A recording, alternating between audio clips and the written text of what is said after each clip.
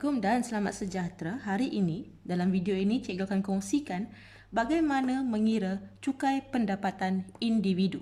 Okey, masih dalam topik bab 4, matematik pengguna percukaian.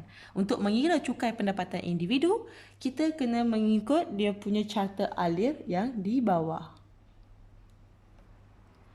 Carta alir ni menunjukkan pertama, kita hendaklah mengetahui pendapatan bercukai individu tersebut. Okay. Seterusnya, kita kena hitung cukai pendapatan yang dikenakan. Dan seterusnya, tolak rebat cukai jika ada. Dan seterusnya, kita akan perolehi cukai pendapatan yang perlu dibayar. Okey, kita akan masuk dengan lebih mendalam berkenaan ketiga-tiga ini. Okey, sebelum itu, kita akan tengok dulu satu persatu. Pertama diikuti dengan pendapatan bercukai. Okey. Bagaimana kita nak hitung pendapatan bercukai? Berdasarkan rumus di bawah, iaitu pendapatan bercukai sama dengan jumlah pendapatan tahunan tolak pengecualian cukai tolak pelepasan cukai. Okey. So andai kata kita jadikan jumlah pendapatan tahunan ini sebagai perkara A. Pengecualian cukai adalah perkara B. Dan pelepasan cukai adalah perkara C. Kita akan tengok satu persatu kategori ini. Okey, apakah yang dimaksudkan dengan jumlah pendapatan tahunan? Okey, kita bawa ke sini ya. Jumlah pendapatan tahunan adalah termasuk segala bentuk upah, gaji, bonus, royalty, dividen, faedah, sewa, premium dan sebagainya. Semua ini adalah merangkumi jumlah pendapatan tahunan. Tapi ada beberapa sumber lagi yang dikecualikan, iaitu allowance petrol atau perjalanan. Okey. Dan subsidi-subsidi majikan. Okey, mari kita tengok apa contoh subsidi-subsidi majikan. Antaranya, subsidi perumahan, kenderaan, manfaat perubatan, allowance bantuan sara hidup ataupun penjawat awam selalunya kita akan panggil kola. Tak faham ataupun tak percaya istilah ni, tanya mak ayah siapa penjawat awam. Okey, kola, keraian dan lain-lain. Okey, ini semua dikecualikan daripada jumlah pendapatan tahunan untuk A tadi. Okey. Okey, sekarang kita akan tengok kepada B. Apakah yang dikategorikan sebagai pengecualian cukai? Pengecualian cukai ialah semua perbelanjaan peribadi. Okey, seperti hadiah, derma, sumbangan kepada organisasi atau institusi kerajaan. Tapi semua ni perlunya bukti lah ataupun resit. Dan sebab tu mak ayah kamu mesti ada simpan resit-resit bila dia memberi sumbangan atau derma. Okey, ini kepentingannya adalah untuk mendapatkan pengecualian cukai. Okey, tetapi semua ini, pengecualian cukai ini, dia tertakluk kepada had tertentu. Okey, ada had. Dan had ini dia boleh diubahlah mengikut berdasarkan LHDN dan keperluan semasa. Okey, ni ada had dia. Sebab kalau tak ada had, nanti semua orang asyik memberi sumbangan, semua bukti-bukti sumbangan tu dia kumpul untuk dapatkan pengecualian cukai. Tapi tak boleh, kerana dia ada had dia. Okey, kenapa perlu ada pengecualian cukai? Okey, apa tujuan pengecualian cukai? Ada dua tujuan pengecualian cukai. Yang pertama, meningkatkan perkembangan kebudayaan atau kesenian dari segi sumbangan dan derma tadilah. Okey. Dan seterusnya juga untuk memupuk masyarakat penyayang. So, menggalakkan orang yang mampu memberi bantuan dan sumbangan kepada mereka yang memerlukan. Okey, terutamanya seperti sekarang musim-musim COVID ataupun ada kawasan yang dilanda banjir teruk. Okey.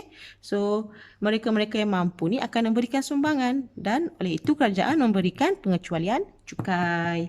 Dan seterusnya, pelepasan cukai.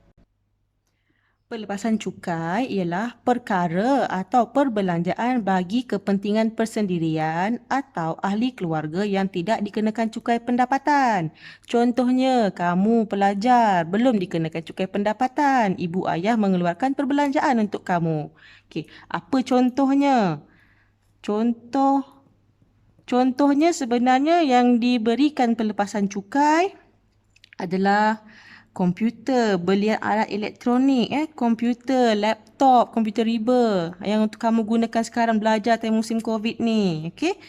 Ataupun contoh untuk ayah awak atau ibu awak, caruman KWSP, ini untuk kepentingan persendirian lah selepas dia dah pencen nanti kan. Okey, ini caruman KWSP. Atau mungkin rawatan perubatan anak-anak ke, ibu, ayah, okey, yang masih di bawah tanggungan. Dan lagi satu, yuran pengajian, okey, yuran pengajian anak-anak. Sebab tu siapa yang ada membuat bayaran PTPTN, contoh mak awak tanggung, abang awak bayar PTPTN, dia boleh dapat pengecualian, okey. Pembayaran yuran pengajian tu kan. Okey, dapatlah bukan pengecualian, maaf, pelepasan cukai. Sebab tu semua resit haruslah disimpan. Belian barang elektronik, belian alatan sukan. Okey, ada kategori-kategorinya tapi kita beri contoh sebegini cukuplah ya. Okey. So, inilah semuanya yang dimaksudkan dengan pendapatan bercukai. Pendapatan bercukai ini mestilah diperoleh daripada jumlah pendapatan tahunan, okey, tolak pengecualian cukai, tolak pelepasan cukai. Okey, tak kisahlah kalau awak terbalik antara kedua-dua ni, tapi awak kena tahu di mana jumlah pendapatan tu adalah kumpul semua tahunan punya income, tolaklah pengecualian dengan pelepasan cukai. Okey, so kita akan terus kepada yang kedua, bagaimana pula dengan cukai pendapatan. Okey, daripada carta alir tadi, kita tengok semula carta alir. Yang pertama, hitung pendapatan bercukai. Seterusnya, hitung cukai pendapatan. Okey, macam mana nak hitung cukai pendapatan? Menghitung cukai pendapatan ini, kamu hendaklah merujuk kepada jadual kadar cukai. Apa yang dimaksudkan dengan jadual kadar cukai? Awak boleh rujuk pada buku teks. Okey, pada buku teks kamu, muka surat 105. Okey, cikgu ada lukis. Cikgu tuliskan ni Ni cikgu menghitung. Jadual lah cikgu. Lengkapkan berdasarkan buku teks lah. Okey, kalau kamu tengok di jadual ini, dia ada tulis satu. Lajur ni banjaran pendapatan bercukai. Okey, dia dah agihkan ikut kategori mana banjarannya. Bukan banjaran titiwangsa, tapi dia punya sempadan tu. Okey. Lepas tu pengiraannya berdasarkan nilai berapa. Okey. Ada kadar peratusan cukainya dan berapa cukai yang dikenakan. Okey, so kalau kamu lihat nilai cukai ini semakin lama makinlah naik sehinggalah 517,650 apabila pendapatan semakin naik. Okey. Jadi tidak heranlah kalau orang-orang dalam movie atau drama yang kamu tengok selalunya dia akan cuba untuk mengelak bayar cukai. Kenapa? Cuba tengok. Bila orang itu kaya, okey, ada bisnes lah contoh ya. Pendapatan 1 juta ke 2 juta. Pendapatan 1 juta ke 2 juta. Tengok berapa nilai cukai yang dia kena bayar. Okey. Kalau awak totalkan ni, dapat RM517,000. Banyak tak banyak? Okey. Tapi ini hanya untuk kategori yang pendapatannya tinggi lah. Kita lihat, kita akan tengok lebih mendalam macam mana nak guna jadual ni. Tapi sebelum tu, kita kenali dulu apa yang dimaksudkan dengan cukai pendapatan dan rebat cukai. Okey, jadual kadar cukai tadi ya ada menunjukkan satu lajur kadar cukai di mana kadar cukai ini ditetapkan oleh kerajaan dan boleh berubah mengikut polisi kerajaan pada belanjawan tahunan. Kadar cukai yang dimaksudkan adalah sini, berapa peratusan daripada pendapatan itu. Okey, peratusan ini ya. Okay. Dan seterusnya kita akan lihat yang ketiga, iaitu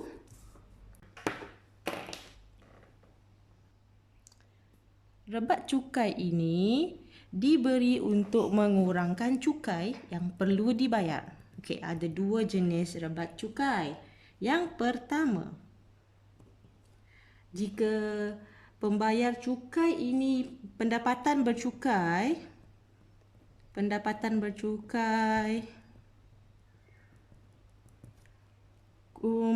kurang daripada RM35,000, layak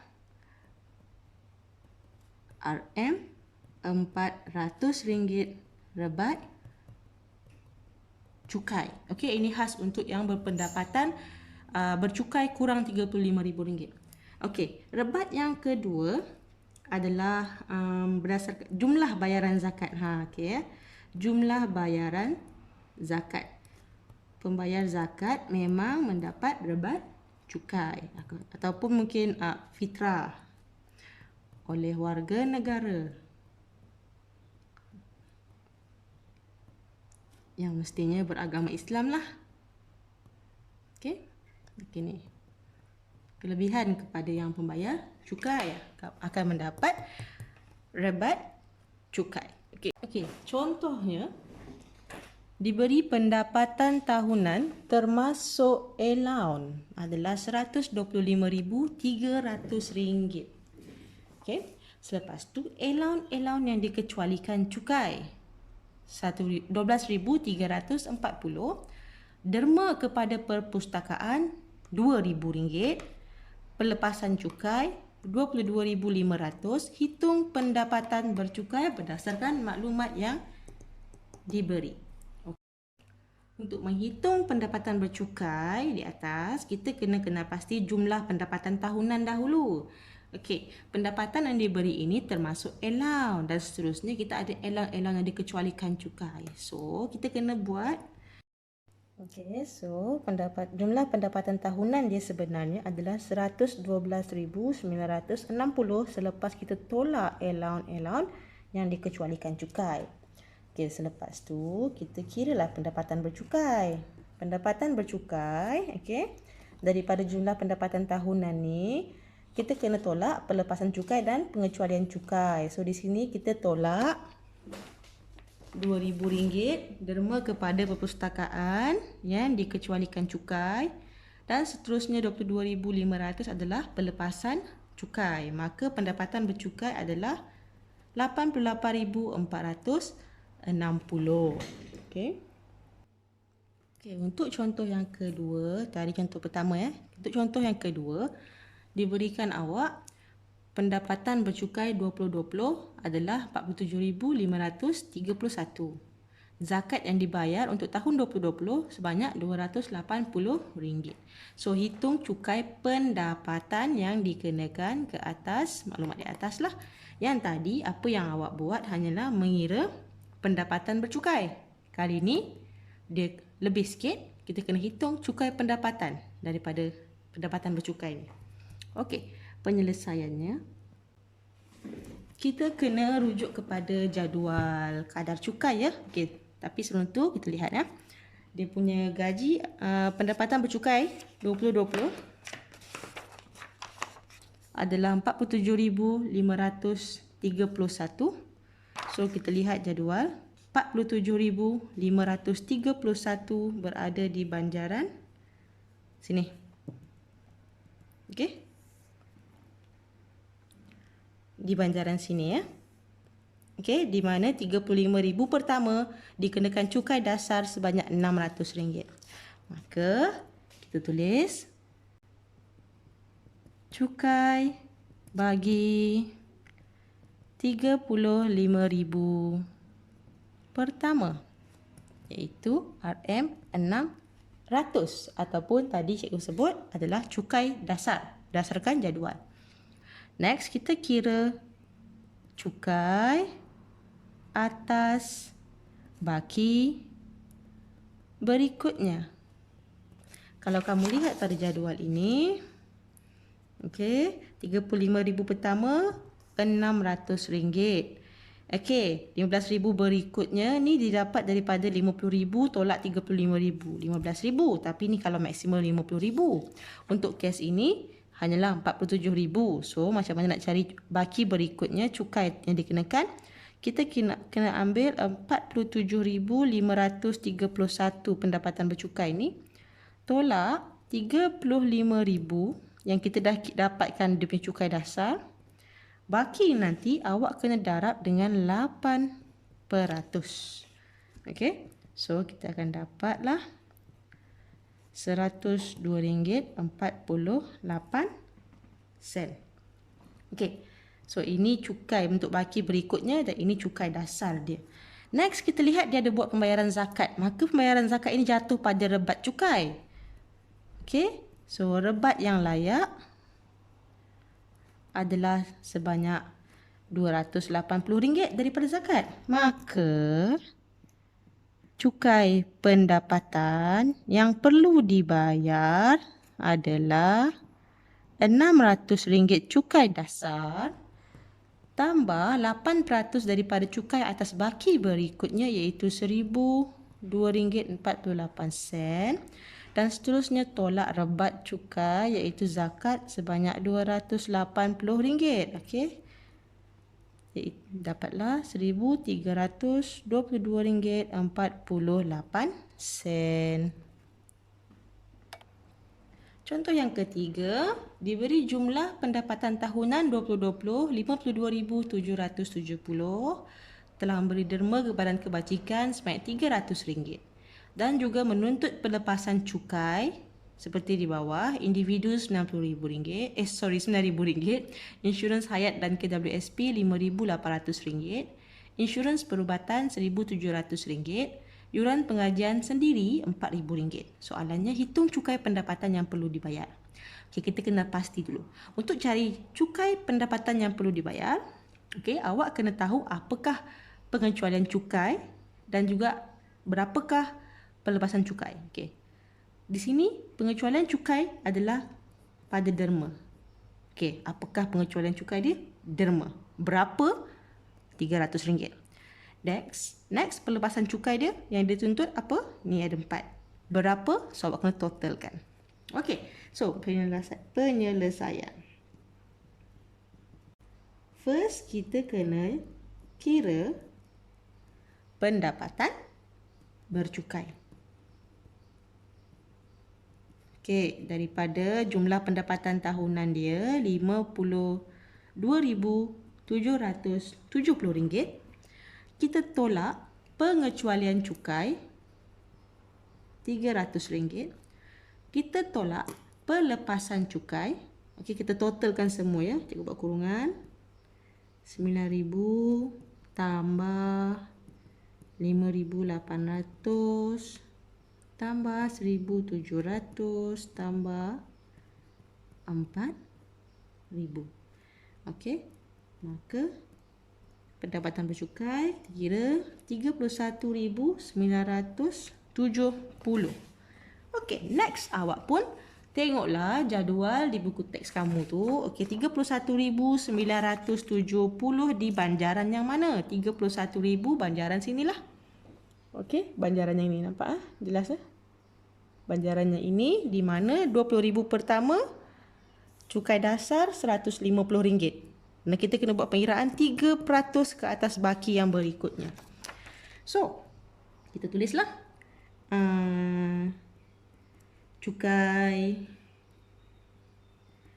bagi 20,000 pertama. Ataupun nak tulis cukai dasar pun boleh. Yang pertama tadi dikenakan RM150. Okey, baki yang berikutnya pula. Kita kira cukai bagi baki berikutnya. Ni adalah jatuh pada banjaran maksimum RM35,000 kan? Okey, 3% ya. So kita pun ambil jumlah 31,000 ni. Okey, kita kena tolak dengan 20,000. Kita dah kira kan? Oh, tertinggal RM. Okey, baki ni nanti kita kena darab dengan 3%. Okey, kita kena darab dengan 3%. So, cukai bagi baki yang berikutnya adalah RM359.10. Wow. pendapatan dia kurang RM35,000. So, dia ada rebat. Okay, next kita tengok. Tak habis kira lagi. Oops, RM1 pula. Okay, rebat yang layak disebabkan pendapatan bercukai dia adalah kurang RM35,000, maka dia layak mendapat rebat sebanyak RM400. Okay? Maka cukai yang perlu dibayar, cukai dasar tambah 3% daripada baki yang berikutnya. Okey, tolak rebat RM400, maka RM109.10. Okey. So, senang sahaja ya. First, kita kena dapatkan pendapatan bercukai. Pendapatan bercukai, tolaklah yang pengecualian cukai, pelepasan cukai. Okey? Dah dapat pendapatan bercukai, awak boleh kira dia punya cukai berdasarkan jadual. Okey, cukai dasar dan rujuk jadual. Berapa kadar peratus dikenakan kepada baki yang berikutnya. Okey? Next, check ada dapat rebat tak? Kalau ada rebat, okey, kita boleh teruskan kira totalkan cukai dasar dan juga cukai yang dikenakan tadi. Tolak rebat. Okey, untuk setiap individu yang pendapatan bercukai kurang RM35,000, dia ada rebat RM400. Okey, kita tengok contoh seterusnya. Kita lihat contoh yang keempat, diberi bahawa jumlah pendapatan tahunan 2020 ya, yang tidak termasuk allowance. Okey, dia dah tolak habis allowance. RM37,478.28. Woi, bukan main tepat sampai sen-sen lagi. Okey, next caruman KWSP sebanyak RM1,989. Insurans hayat setahun RM1,260. So, hitung cukai pendapatan yang perlu dibayar. Okey, kita kena kenal pasti berapakah pendapatan bercukai. Lihat jumlah pendapatan tahunan RM34,478.28. Tolak dengan dia ada buat apa? Insurans, KWSP dan insurans. Okey, so kita tolak pengecualian dan pelepasan cukai lah. RM1989. Okay, tolak lagi 1260. Okey, maka berada pada banjaran RM20,000 1 hingga RM35,000 di sini 3% jugalah, di mana cukai dasar RM150. So, cukai dasar RM150. Cukai atas baki berikutnya 3% ya.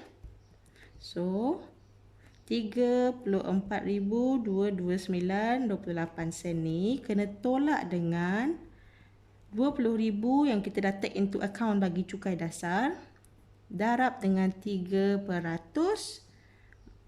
kira RM426.88. Next, pendapatan bawah RM35,000, dia layak mendapat rebat sebanyak RM400. Okey, so rebat yang layak RM400. Maka cukai pendapatan yang perlu dibayar, totalkan cukai dasar dan cukai 3% ke atas baki yang berikutnya, tolak rebat RM400, maka RM176.88. Okey. So, itu sahaja untuk kali ini. Dan kamu kena ingat carta alir ni. Macam mana nak kira cukai pendapatan individu, mestilah dapatkan dia punya pendapatan bercukai. Pendapatan bercukai ni yang kita dah tolakkan semua pengecualian cukai dan pelepasan cukai. Okey.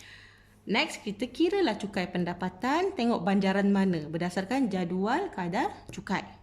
Lepas tu baru kita kira rebat cukai jika ada. Itulah cukai pendapatan yang perlu dibayar. Okey, cikgu harap video ini membantu kamu. Kita sama-sama belajar. Okey, silibus baru cikgu pun masih lagi belajar. Alhamdulillah. Sebenarnya mudah. Right? So kita jumpa lagi di video yang akan datang. Bye.